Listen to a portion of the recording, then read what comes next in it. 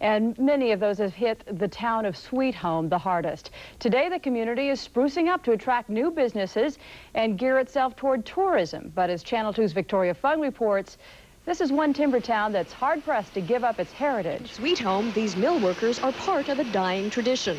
They say because of the curtailment of federal timber.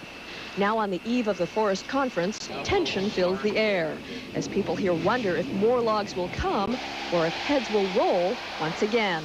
Anxiety runs especially high around here because Willamette Industries has shut down 3 mills since 1989. Roughly 300 workers lost their jobs, and no one who's still around feels all that secure about the future.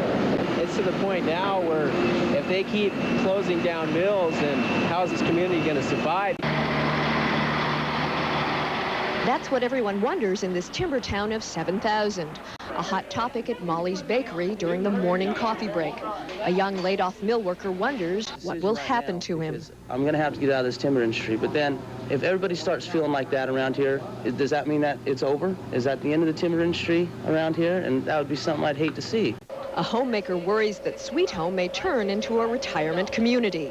And I do see a lot of young people, young families leaving the community, going out of state looking for jobs because they just can't exist here. For now, Sweet Home is working to boost tourism and bring new industries to town. Local merchants hope the forest conference triggers the flow of timber so they can stay in business. I don't want to go out of business. I have to at least work, 15 more years. I'm the sole support of my family. But she and others here know that timber can no longer be the sole support of this community, and that painful change is inevitable. In Sweet Home, Victoria Fung, Channel 2 News. Several buses filled with Sweet Home residents are expected to be headed for Portland tomorrow. That's because they won't be part of the forest conference particularly, but they do want to take part in that timber conference. Well, in Sweet Home, Julie, and other towns across the Northwest, the situation... Myths persist. We cling to those myths. A University of Oregon economics professor, however, says timber no longer drives Oregon's economy. Will they continue to play some role? Of course. Timber sector is going to be around for a long time. But can this state continue to grow even as the timber industry continues to decline? And the answer is yes.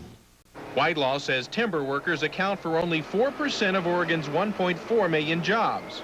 Why should society save those jobs in the midst of changing economics and values over, say, the 19,000 Boeing employees being laid off in Seattle? Or in the national picture, the thousands of auto workers who've lost their jobs because of technological innovations and the changing world market. Sometimes jobs simply disappear. Look what happened to the once thriving whaling industry once oil was discovered underground. Tradition's fine, but it doesn't pay the rent. Gerald Stokes says just because his father has repaired shoes for 50 years doesn't mean he has to. When you're 36, you have to look at Yet he sympathizes with Jim Gorley. I have another 30 years to work. And what am I going to do? I don't know. I wish I knew. Change can be a hard pill to swallow. In Halsey, Curran Snipes, Channel 2 News.